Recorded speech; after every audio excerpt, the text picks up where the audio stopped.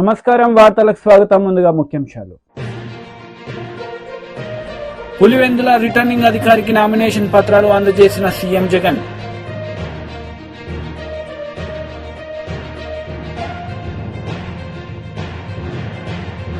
మరోసారి మోడీని ప్రధానమంత్రిగా చేయాలని కోరిన కేంద్ర మంత్రి అమిత్ షా. సిద్దిపేట జనసభలో ప్రసంగం. పులివెందులనే నా ప్రాణం, విజేతలు ఎవరో తేల్చేది ప్రజలే అన్నారు జగన్.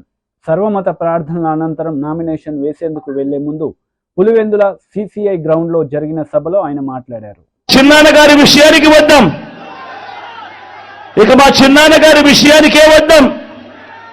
మా వివేకం చిన్నాన్నను ఎవరు చంపారో, ఎవరు చంపించారో ఆయనకు, ఆ దేవుడికి, ఈ జిల్లా ప్రజలందరికీ కూడా తెలుసు ఏం జరిగింది అన్నది. కానీ బురద జల్లేందుకు ఇద్దరు చెల్లెమ్మలను ఎవరు పంపించారో, వారు వెనకాల ఎవరు ఉన్నారో మాత్రం మీ అందరికీ కూడా రోజు కనిపిస్తూనే ఉంది. ఇంకా ఆశ్చర్యం ఏమిటో తెలుసా? వివేకం చిన్నారను అతి దారుణంగా చంపి, అవును నేనే చంపాను అని అతి హేయంగా బహిరంగంగా చెప్పుకుంటూ తిరుగుతున్న ఆ హంతకుడికి మద్దతు ఇస్తున్నది ఎవరు? మీరే రోజు చూస్తున్నారు కదా అని అడుగుతా ఉన్నాను.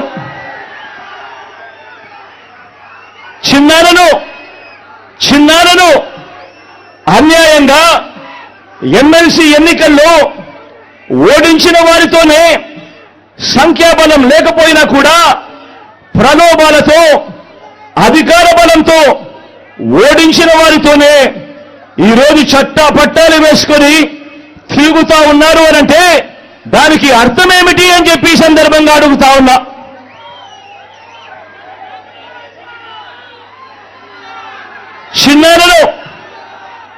చిన్నానకు రెండో భార్య ఉన్న మాట వాస్తవం అవునా కాదా? ఆ రెండో భార్యతో తనకు సంతానం ఉన్న మాట వాస్తవం అవునా కాదా? అవినాష్ అక్కడికి ఎవరు ఫోన్ చేస్తే వెళ్ళాడు వంటి అనేక ప్రశ్నలు అవినాష్ తన అనేక ఇంటర్వ్యూస్ లో, తన ప్రెస్ కాన్ఫరెన్స్ లో తాను లేవనెత్తిన ప్రశ్నలు సహేతుకమే కదా అని చెప్పి ఎవరైనా అవినాష్ వైపు ఎవరైనా మాట్లాడితే చాలు వెంటనే వారి మీద కూడా అడ్డగోలు ఆరోపణలు చేస్తూ కుట్ర రాజకీయాలు చేస్తా ఉండడం ధర్మమేనా అని చెప్పి ఈ సందర్భంగా ప్రతి ఒక్కరిని కూడా అడుగుతా ఉన్నా. ఆలోచన చేయమని చెప్పి ప్రతి ఒక్కరిని కూడా అడుగుతా ఉన్నా. ఇలా చిన్నాన్నను ఓడించిన వారిని గెలిపించాలని వైఎస్ఆర్ కాంగ్రెస్ పార్టీ అధినేత ముఖ్యమంత్రి వైఎస్ జగన్మోహన్ రెడ్డి పులివెందుల వైఎస్ఆర్సీపీ అసెంబ్లీ అభ్యర్థిగా నామినేషన్ దాఖలు చేశారు. పులివెందుల సిఎస్ఐ గ్రౌండ్లో బహిరంగ సభలో ప్రజలను ఉద్దేశించి ప్రసంగించిన అనంతరం నేరుగా మినీ సెక్రటేరియల్లోని ఆర్ఓ ఆఫీస్కి వెళ్లారు. పులివెందుల రిటర్నింగ్ అధికారికి నామినేషన్ పత్రాలు అందజేశారు. ఈ కార్యక్రమంలో కడప ఎంపీ వైఎస్ అవినాష్ రెడ్డి పాల్గొన్నారు.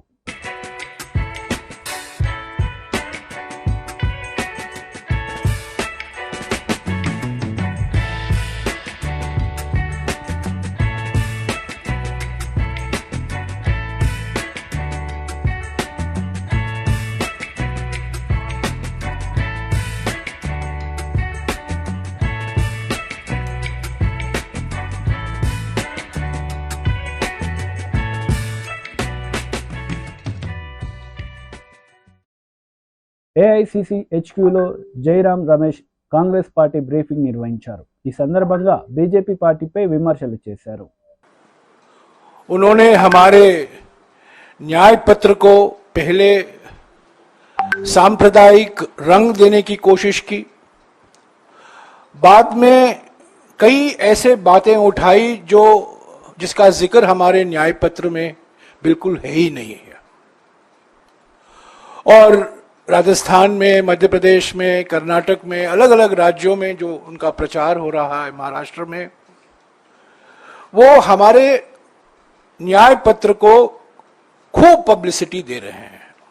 हालांकि ये गलत पब्लिसिटी है, झूठ पर आधारित प्रचार है, फिर भी पहली बार प्रधानमंत्री विपक्ष पार्टी के न्याय पत्र को, घोषणा पत्र को इतनी और इस तरीके से पब्लिसिटी दे रहे हैं। ये न्याय पत्र भारत जोड़ो यात्रा और भारत जोड़ो न्याय यात्रा के समय जो हमारे नेता जो इस यात्रा का नेतृत्व कर रहे थे, राहुल गांधी जी, और अलग अलग नेता जिसमें कांग्रेस अध्यक्ष भी शामिल थे, इन्होंने यात्रा में भाग ली, दोनों यात्राओं में भाग ली। और इस यात्रा के दौरान जो समाज के अलग अलग वर्गों से उनकी मुलाकात हुई, चर्चा हुई, जनता की चिंता वो सुने, जनता की परेशानी को उन्होंने देखा और उसी के आधार पर ये न्याय पत्र बना। क्योंकि बिल्कुल साफ हो गया था कि पिछले 10 साल में जो प्रधानमंत्री की नीयत है और प्रधानमंत्री की नीतियां हैं, उससे बेरोजगारी बढ़ी है, महंगाई पर कोई काबू नहीं ला पाए हैं और आर्थिक विषमताएं हमारे समाज में पिछले 100 सालों में इतना उस स्तर पर पहुंचा है जो पिछले 100 सालों में देखा नहीं गया। और यही तो हमारे मुद्दे हैं। भारत जोड़ो न्याय यात्रा के समय हमने बार बार कहा, राहुल जी ने बार बार कहा, कांग्रेस अध्यक्ष ने बार बार कहा कि नारी न्याय, युवा न्याय, किसान न्याय, श्रमिक न्याय और हिस्सेदारी न्याय, ये 5 न्याय हमारे चुनाव के रणनीति। సిద్దిపేట జనసభలో కేంద్ర మంత్రి అమిత్ షా పాల్గొన్నారు. మోడీని మరోసారి ప్రధానమంత్రి చేయాలని కోరారు. ఈ సందర్భంగా ఆయన ప్రసంగించారు. तेलंगाना को दिल्ली का एटीएम बनाकर रख दिया है। जो टीआरएस ने भ्रष्टाचार किया था, वो भ्रष्टाचार का, चाहे कालेश्वरम का हो, चाहे भूमि घोटाला हो, एक की भी जांच कांग्रेस पार्टी नहीं कर रही। टीआरएस और कांग्रेस पार्टी दोनों मिले हुए हैं। और अगर मैं आज कहकर जाता हूं, आप तीसरी बार मोदी जी को प्रधानमंत्री बनाओ, मोदी जी तेलंगाना को ये भ्रष्टाचार से मुक्त कराने का काम नरेंद्र मोदी जी करेंगे। भाई और बहनों, मुझे बताओ कि यहां पर तेलंगाना विमोचन दिन मनाना चाहिए या नहीं मनाना चाहिए? जोर से बोलो, मनाना चाहिए या नहीं मनाना चाहिए? ये टीआरएस और कांग्रेस पार्टी दोनों तेलंगाना विमोचन दिन इसलिए नहीं मनाते हैं कि वो मजलिस से डरते हैं। मैं आपको बताना चाहता हूं, भारतीय जनता पार्टी ने तय किया है कि 17 सितंबर को हम तेलंगाना विमोचन दिन मनाएंगे, हम मजलिस से नहीं डरते। और आज मैं तेलंगाना के लोगों को कहकर जाता हूं, भारतीय जनता पार्टी ने निर्णय किया है कि मुस्लिम रिजर्वेशन जो यहां पर टीआरएस और कांग्रेस ने किया है, हम उसको समाप्त कर एससी, एसटी और ओबीसी का रिजर्वेशन करने का काम भारतीय जनता पार्टी करेगी। ये हमने तय किया है। भाई और बहनों, इस बार तेलंगाना की जनता का जो मूड है वो मोदी जी के साथ। तेलंगाना की जनता ने तय किया है कि हर सीट से मोदी जी को कमल को खिलाकर दिल्ली भेजना है। आज मैं तेलंगाना की जनता को विश्वास दिलाने आया हूं कि समग्र तेलंगाना का विकास तभी हो सकता है जब केंद्र में भारतीय जनता पार्टी की सरकार बने। भाई और बहनों, मैं आज आपको कहने आया हूं, क्या हमारे प्रत्याशी को आप प्रचंड बहुमत से जिताएंगे? जरा जोर से बोलो, जिताएंगे? मेढक में कमल का फूल खिलाएंगे? मोदी जी को तीसरी बार प्रधानमंत्री बनाएंगे? तो मेरे साथ दोनों हाथ उठाइए, उठाइए दोनों हाथ, विजय के संकल्प की मुट्ठी बींचे और प्रचंड आवाज से बोलिए, भारत माता की, भारत माता की, वंदे वंदे। టీడీపీ రాష్ట్ర అధికార ప్రతినిధి నీలాయపాలెం విజయ్ కుమార్ మీడియా సమావేశం నిర్వహించారు. ఈ సందర్భంగా సీఎం జగన్ పై ఆయన మండిపడ్డారు. గత సంవత్సరం అంటే మార్చికి పూర్తయిన ఆర్థిక సంవత్సరంలో జగన్మోహన్ రెడ్డి గారి యొక్క లిమిట్, అప్పు లిమిట్ 45,000 సంథింగ్, అంటే 47,000 తీసుకున్నాం. ఆయన ఎక్కువ అప్పులు తెచ్చాడు, దాదాపు 69,000 కోట్లు తెచ్చాడు. బట్ సెంట్రల్ ఇచ్చిన లిమిట్ మాత్రం 47,000, 45,000 సంథింగ్ చేంజ్. ఈసారి 1+1 ఆఫర్ కింద డబల్ ఇచ్చారంట, డబుల్ బొనాంజా బంపర్ ఆఫర్. ఎట్లా వచ్చిందో ఏమో. సరే, వాళ్ళు బంపర్ ఆఫర్ ఇవ్వడం, మన జగన్మోహన్ రెడ్డి గారు ఎంబడే దాన్ని అమల్లో పెట్టేయటం. ఏప్రిల్ నెల 3వ తేదీన పెన్షన్లకు కూడా డబ్బు లేకుండా, ఆ అప్పు వస్తే కానీ ఇవ్వడానికి వీలు లేకుండా ఆ నెపాన్నంతా తెలుగుదేశం పార్టీ మీద నెట్టడానికి ప్రయత్నించి ఫెయిల్ అయిపోయి మొత్తం మీద అప్పు తెచ్చుకొని పెన్షన్లు అయితే ఎట్లయితే ఇచ్చారంటే, అప్పు చేస్తే కానీ పెన్షన్లు కూడా ఇవ్వని స్టేజ్కి వచ్చేసారన్నమాట. అందుకని ఎంత వీలైతే అంత అప్పు తెచ్చుకోవాలని ఆయన ఆశయం. అసలు ఇంత అప్పులు ఎట్లా వచ్చాయి?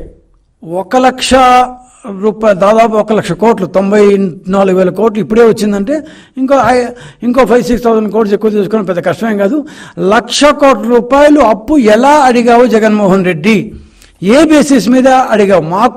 మాకు తెలిసిన ఆర్థిక దీని ప్రకారం ఏమంటారు, మన బుగ్గన రాజేంద్ర రెడ్డికి చాలా పెద్ద తెలుసు, ఆయన అందరినీ ఎగతాళి చేస్తుంటాడు. సో ఫ్రెషర్లని అదని ఇదని తెగతాలు చేస్తుంటారు. ఆయన చాలా ఎంబీఏ చదువుకున్నాడు, ఆయనకి ఎకనామిక్స్ బాగా తెలుసు. మేమంతా ఎకనామిక్స్ చదువుకున్న వాళ్ళు, మాకేం తెలుసు ఎకనామిక్స్, ఆయన అయితే ఎంబీఏ చదువుకున్నాడు. సో కానీ అప్పు లిమిట్ కేంద్రం ఎలా ఇస్తుంది అంటే, మన యొక్క స్థూల రాష్ట్ర ఉత్పత్తి అంటారంటే ఈ ఆర్థిక సంవత్సరంలో, పూర్తయిన ఆర్థిక సంవత్సరంలో ఎంత క్రయ విక్రయాలు జరిగాయి, స్థూలంగా మొత్తం ట్రాన్సాక్షన్స్, మొత్తం క్రయ విక్రయాల యొక్క వాల్యూ ఎంత, దాన్ని జిఎస్డిపి అంటారు. అంటే గ్రాస్ స్టేట్ డొమెస్టిక్ ప్రోడక్ట్, అంటే స్థూల. వైసీపీ లీడర్ పోతుల సునీత మీడియా సమావేశం నిర్వహించారు. ఈ సందర్భంగా చంద్రబాబు నాయుడు పవన్ కళ్యాణ్పై మండిపడ్డారు.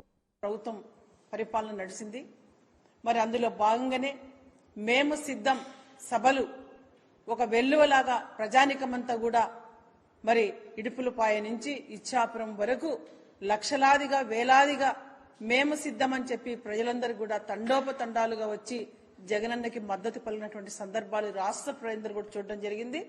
మరి ఇవన్నీ చూసి ఓర్చుకోలేనటువంటి ప్రతిపక్ష పార్టీ చంద్రబాబు నాయుడు, పవన్ కళ్యాణ్ రోజుకొక అబద్ధంతో, పూటకొక అబద్ధంతో మరి ప్రజల్ని దగా చేయాలి, మోసం చేయాలి, అధికారంలోకి రావాలని చెప్పి ఒక దాహంతో, అధికార దాహంతో ఈరోజు అబద్దాలు సృష్టిస్తూ, అబద్దాలు మాట్లాడుతూ, నిత్యం రాష్ట్ర ప్రజలకి పక్కదారి పట్టిస్తూ, మరి మీడియా, వాళ్ళ పచ్చ మీడియా ద్వారా ఈరోజు అబద్దాలు చూయిస్తూ అబద్దాలు రాయిస్తున్నటువంటి తరుణం ఇది చంద్రబాబు నాయుడు. మొత్తం కూడా వాళ్ళకి ఈ సిద్ధం సభలు, మరి అలాగే ఈ 5 సంవత్సరాల పేద ప్రజల కోసం దేశానికి ఒక రోల్ మోడల్ గా, ఒక ఆదర్శంగా సంక్షేమ సుపరిపాలన నడిచినటువంటి జగన్మోహన్ రెడ్డి గారి పరిపాలన చూసి ఓర్చుకోలేక, ప్రజల్లో జగనన్నకు వస్తున్న ఆదరణను చూసి ఓర్చుకోలేక, మహిళా సాధికారత కోసం, పేదల విద్య కోసం, పేదల వైద్యం కోసం, రైతుల అభివృద్ధి కోసం ప్రతి గ్రామంలో అభివృద్ధి కేంద్రాలు ఏర్పాటు చేసి మరి గ్రామాన్నే కేంద్రంగా చేసుకుని పరిపాలించినటువంటి ప్రభుత్వం జగనన్న ప్రభుత్వం. ఈ రోజు ఈ రాష్ట్రంలో ప్రతి పేదవాడు జగనన్న రావాలి, రెండవసారి జగనన్న ముఖ్యమంత్రి కావాలి, ఇది చారిత్రక అవసరమని మహిళలు, రైతులు, విద్యార్థులు, మేధావులందరూ కూడా మరి కోరుతున్నటువంటి తరుణం ఇది. ఖచ్చితంగా జగనన్నకి అన్ని వర్గాల ప్రజల యొక్క మద్దతు 2024 ఎన్నికల వన్స్ మోర్ జగనన్న అని చెప్పి జగనన్నకు పట్టం కట్టబోతున్నారు మన ఆంధ్ర రాష్ట్ర ప్రజలందరూ. ఇవి చూసి ఓర్చుకోలేనటువంటి చంద్రబాబు నాయుడు వెన్నులో వణుకు పుట్టే ఈరోజు మరి ఇలాంటి అబద్దాలు మాట్లాడుతూ జగనన్నపై హత్యా ప్రయత్నం కూడా చేయడం జరిగింది. మరి రాష్ట్రంలో అక్కడక్కడ వాళ్ళ తెలుగుదేశం పార్టీ మూకలు వైఎస్ఆర్సీపీ పార్టీ నాయకులపైన దాడులు చేస్తూ మరి హత్యలు కూడా చేస్తున్నటువంటి సందర్భం రాష్ట్రంలో ప్రజలందరూ కూడా వీటిని గుర్తించాలి, గమనించాలి. ఇలాంటి వాళ్ళ మనకి పాలకులుగా మనం చూడాలి. మరి మన జగనన్న మన కోసం ఎంతో చేసినాడు, మరి ఎన్నో అభివృద్ధి కార్యక్రమాలు చేశాడు రాష్ట్రంలో. కాబట్టి ప్రజలందరూ కూడా ఎస్సీ, ఎస్టీ, బీసీ, మైనార్టీలందరూ కూడా సామాజిక న్యాయమే ధ్యేయంగా, అభివృద్ధి ధ్యేయంగా, సంక్షేమమే ధ్యేయంగా, వాళ్ళ పిల్లల చదువులే ధ్యేయంగా, మరి వాళ్ళ పిల్లలు రేపు మంచి భవిష్యత్తు ఉండాలని చెప్పి అక్క చెల్లెమ్మల సాధికారత దిశగా జగనన్న చేసినటువంటి అభివృద్ధి, సంక్షేమము మరి ఇవన్నీ చూసి ప్రజలందరూ కూడా ఎంతో ఆనందంగా, సంతోషంగా, ఎవరిని తట్టినా కూడా ఏ గ్రామానికి వెళ్లి ఈ రోజు వైఎస్ఆర్సీపీ నాయకులు ఈ ఎన్నికల్లో భాగంగా కూడా చాలా ఆనందంగా మేము జగనన్నకే ఓటు వేస్తామని చెప్పడం జరుగుతుంది. మేమందరం కూడా ఈ రోజు ప్రచారంలో ఏ గ్రామానికి వెళ్ళినా ప్రతి ఒక్క అక్క గాని, ప్రతి ఒక్క రైతు గాని ఈ రోజు జగనన్న ప్రభుత్వమే మాకు కావాలి, జగనన్న ఉంటేనే మాకు అమ్మ ఒడి వస్తుంది, జగనన్న ఉంటేనే మాకు చేయూత వస్తుంది, జగనన్న ఉన్నందువల్లే ఈ రోజు మహిళల సొంత ఇంటి కల సాకారం అయింది అని చెప్పి ప్రతి ఒక్కరు కూడా ఆనందాన్ని వ్యక్తపరుస్తున్న సందర్భం రాష్ట్రంలో జగనన్న ప్రభుత్వంలో. కాబట్టి చారిత్రక అవసరంగా 2024లో జగనన్నకి పెద్ద మెజార్టీ ప్రజలందరూ ఇవ్వబోతున్నారు. జగనన్న టార్గెట్ ఏదైతుందో 175 మరి 175 స్థానాలు అసెంబ్లీ స్థానాలు, 25 ఎంపీ స్థానాలు ప్రజలు ఇవ్వబోతున్నారు అనేది ఈ Telugu Desam. BRS leader Ponnala Lakshmaiah press meet నిర్వహించారు. ఈ సందర్భంగా ఇరు పార్టీలపై ఆయన మండిపడ్డారు. బనీన్ ఉంటుంది, బనీన్ మీద వాళ్ళ వేస్తారు, ఇట్లా అంతే, ఇంకేం లేదు. పళ్ళ పూలు వేసుకుంటాడు 11 గంటల దాకా. మనకేం పని లేదు కదా, వ్యవసాయం పని లేదు, ఇంట్లో పని లేదు, బయట పని చేయలేడు, కూలినాలు చేయలేడు, ఉద్యోగం చేయలేడు. వాడు ఏం చేస్తాడు, పోతుంటే వాడు పోతుండో అని అంటాడు. ఏదో ఒక్కసారి ఊరుకుంటారు, 2 సార్లు ఊరుకుంటారు, 3 సార్లు ఊరుకుంటారు. ఆ పెద్ద మనిషి కాదు, ఈ మధ్య పెద్ద మనుషులు ఊరుకొని ఒక్కసారి వేస్తే వాడు కింద పడతాడు. కింద పడితే వీళ్ళు వెళ్ళిపోతారు వేసి. వీడికి ఎన్నిసార్లు చెప్పినాకైతే పిచ్చోడు, ఎడ్డోడు అనుకుంటూ పోతారు.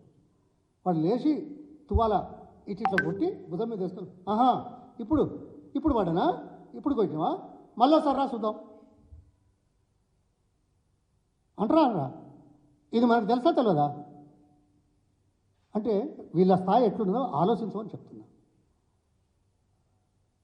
అనుభవం, అవగాహన రాహిత్యం, ఆ తర్వాత ఆలోచన రాహిత్యం, ప్రజల పక్షాన నిలబడే తత్వం లేని ఏమనాలి, అదే ఊలే ఆ బాపతుడు లాగా చర్చకు రమ్మంటావు. అసెంబ్లీలో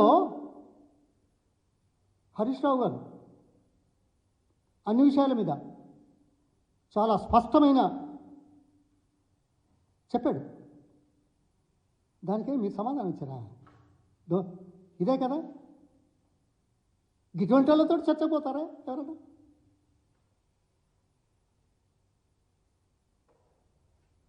ఓకే, నేను కాదు ఇంకెవరన్నా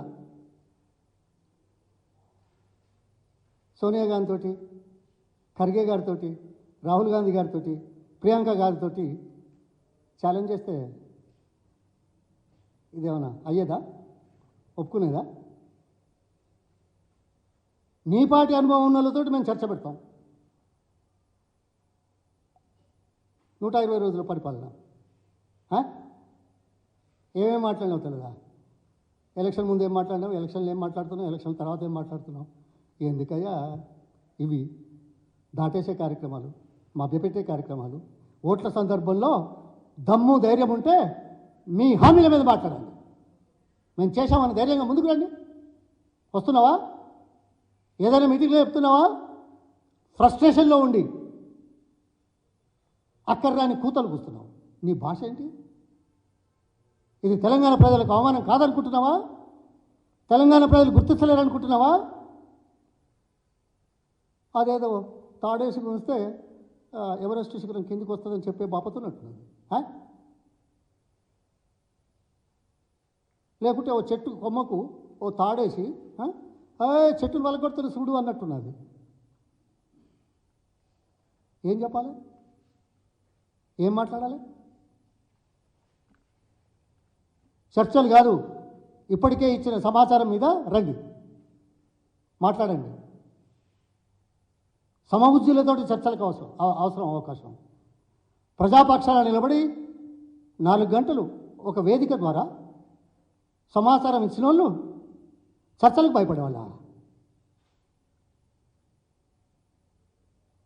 ఆ సమాజంలోని లోతుపాతులు, పరిపాలనా పరంగా చేయాల్సిన అవసరాలు, ముందు చూపు కార్యక్రమాలు ఇవి అర్థం చేసుకోలేని దౌర్భాగ్యపు వాళ్ళ ఛాలెంజ్లు తీసుకోవడం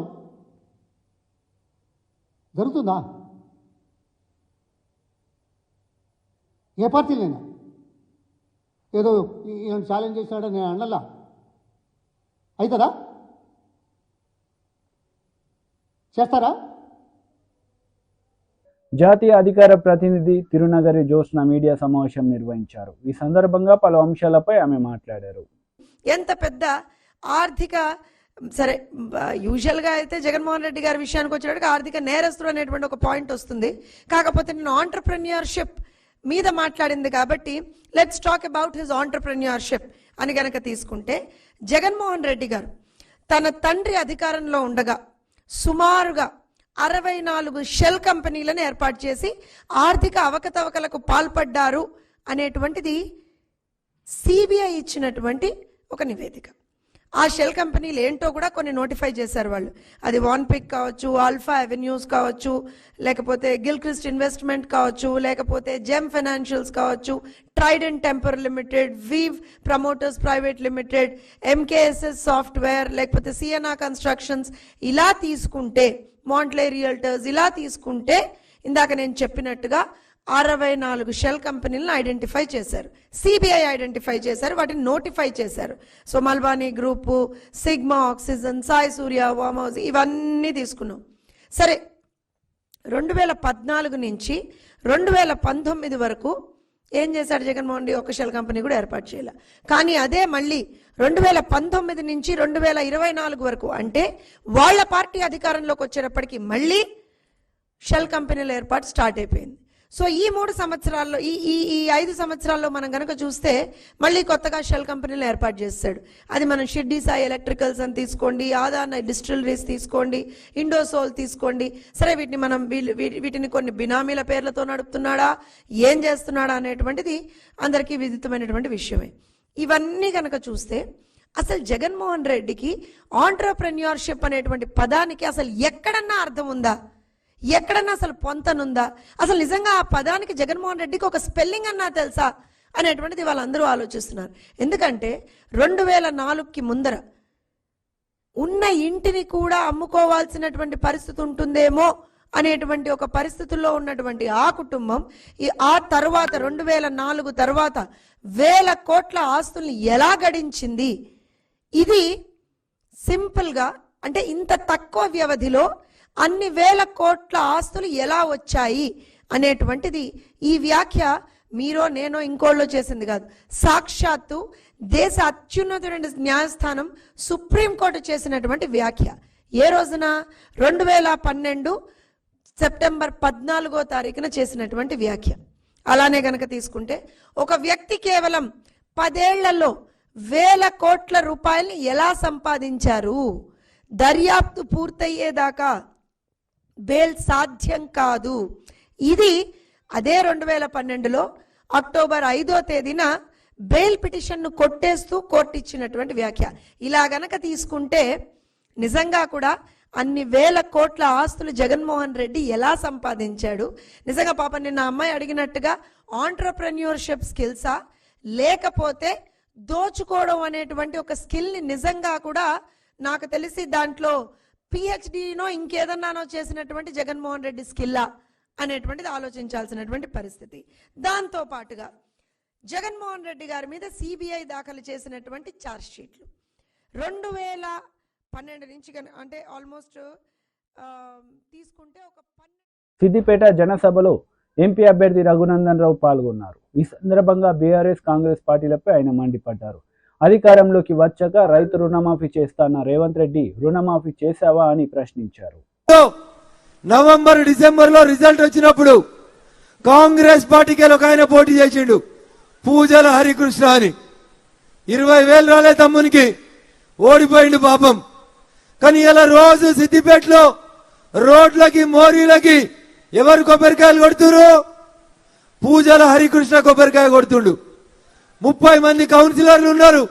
ఒక్కడన్న పోయి మా ఎమ్మెల్యే రాకుండా ఎట్లా కొబ్బరికాయ కొడతామని ఒక్కడన్న అడ్డం పోయిందా? పోలేదంటే హరీష్ రావు మీద సిద్దిపేట వాళ్ళకి ప్రేమ ఉన్నదా, కోపం ఉన్నదా, భయం ఉన్నదా అనేది ఒకసారి అర్థం చేసుకోవాలి. ఇలా అధికారం పోయింది, హరీష్ రావు సిద్దిపేటకు వస్తలేడు. ఎందుకంటే పోలీసు వాళ్ళు గౌరవిస్తలేరు. ఆయనకు వంత వాడే సురేందర్ రెడ్డి లేడు. ఉన్నాడా సురేందర్ రెడ్డి? ఉన్నాడా? సురేందర్ రెడ్డి? హరీష్ రావు అడుగులకి మడుగులెత్తే పోలీసు వాళ్ళు ఉన్నారా? ఇప్పుడు ఉన్నారా? అందుకని హరీష్ రావు కూడా వస్తలేడు. వస్తే కూడా అప్పుడప్పుడు మెల్లగా ఇట్లా వచ్చి సాటికి వెళ్ళి వచ్చి సాటికి పోతా ఉన్నాడు. అంతేనా? అందుకని భారతీయ జనతా పార్టీ నాయకులకి, కార్యకర్తలకు నేను సవినయంగా ఒకటే విజ్ఞప్తి చేస్తా ఉన్నా. సిద్దిపేట భయంలోంచి బయటికి వచ్చింది. సిద్దిపేట ఇయ్యలో 40 ఏళ్లుగా 1985లో చంద్రశేఖరరావు గెలిచిన నాటి నుంచి ఇయ్యాలటి దాకా ఒకటే కుటుంబం సిద్దిపేటను దోసుకుంటే ఆ సిద్దిపేట ప్రజలు చంద్రశేఖరరావు గారి కుటుంబాన్ని, హరీష్ రావు గారిని వద్దనుకున్నారు. కాబట్టి ఇలా సిద్దిపేట గడ్డ మీద భారతీయ జనతా పార్టీ కోసం ఇంతమంది కార్యకర్తలు వచ్చి నినదించారనేది ఒక్కసారి మీరందరూ కూడా గుర్తుంచుకోవాలి. చాలా మాట్లాడుతూ ఉన్నాడు హరీష్ రావు. నేను ఇవాళ రేవంత్ రెడ్డి కూడా బాగా మాట్లాడుతూ ఉన్నాడు. గంట కింద కాంగ్రెస్ పార్టీ గాంధీ భవన్ ముంగట ఓ బోర్డు పెట్టుకొని కూర్చున్నాడు రేవంత్ రెడ్డి. ఆ బోర్డులో నయవంచన అని హెడ్డింగ్ పెట్టిండు. నయవంచన అనే పదానికి పర్యాయ పదం ఎవరంటే ఈ దేశంలో కాంగ్రెస్ పార్టీ తప్ప ఇంకొక పార్టీ కాదు. దేశానికి స్వతంత్రం వచ్చినప్పటి నుంచి ఈ దేశంలో మెజారిటీ ప్రజలని వంచింది ఎవరంటే కాంగ్రెస్ పార్టీ తప్ప ఇంకొకరు కాదు. ఒక దేశానికి 2 రాజ్యాంగాలు, 2 ప్రధానమంత్రులు, 2 జెండాలు, 2 ప్రైమ్ మినిస్టర్లు ఉంటారని చెప్పి ఈ దేశ ప్రజలని వంచినటువంటి పార్టీ కాంగ్రెస్ పార్టీ. ఆ కాంగ్రెస్ పార్టీ ఆఫీస్ ముంగట నయవంచన అని ఒక బోర్డు పెట్టుకొని రేవంత్ రెడ్డి కూర్చొని ధర్నా చేస్తున్నట్టు నాటకం చేస్తుండు. నేను సిద్దిపేట గడ్డ మీదకి వెళ్ళి రేవంత్ రెడ్డి గారిని అడుగుతున్నా, ఎన్నికలు అయిపోగానే డిసెంబర్ 9వ తారీఖు నేను ముఖ్యమంత్రి అయితే వెంటనే ప్రతి రైతుకి 2 లక్షలు రైతు రుణమాఫీ చేస్తా అన్నాడు. అయిందా రుణమాఫీ? ఇగో రేవంత్ రెడ్డి దీన్ని అంటారు నయవంచన. అంటే ఓట్లేయించుకొని గడ్డకెక్కి ముఖ్యమంత్రిగా ప్రమాణం చేసి 4 నెలలు అయితే కూడా 2 లక్షల రైతు రుణమాఫీ చేయలేదు కదా. ఇగో దీన్ని అంటారు రేవంత్ రెడ్డి గారు నయవంచన అని దీన్ని చెప్తారు. ఏం చెప్పిండు? పెద్ద కొడుకు 2,000 ఇస్తుండు, ముసలవ్వకిస్తే ముసలాయనకి ఇస్తలేడు. ఇంటికి 2 పింఛన్లు కావాలంటే ముసలవ్వకి ముసలాయనకి ఇద్దరికి మనిషికి 4,000 పింఛన్ కావాలంటే కాంగ్రెస్ పార్టీకి ఓటేయండి, వచ్చే డిసెంబర్ నుంచి మేము 4,000 పింఛన్ ఇస్తా అన్నాడు. అక్క ఎవరికైనా 4,000 పింఛన్ వచ్చిందా? గిడ కూర్చున్న మా వాళ్ళు చెప్పాలి, ఎవరికైనా 4,000 పింఛన్ వచ్చిందా? రాలేదా? వచ్చిందా? జర గట్టిగా చెప్పాలి, గిట్టిగా వచ్చేదాకా. 4,000 పింఛన్ వచ్చిందా? రాలేదు. ఇగో రేవంత్ రెడ్డి దీన్ని అంటారు నయవంచన. వార్తలు ముగించే ముందు ముఖ్యాంశాలు మరోసారి. పులివెందుల రిటర్నింగ్ అధికారికి నామినేషన్ పత్రాలు అందజేసిన సీఎం జగన్.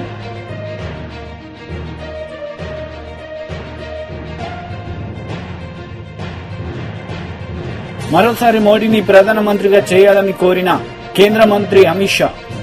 సిద్దిపేట జనసభలో ప్రసంగం. ఈ వార్తలు ఇంతటితో సమాప్తం. తిరిగి ప్రసారమయ్యే వార్తల్లో మళ్ళీ కలుద్దాం. అంతవరకు సెలవు. నమస్తే.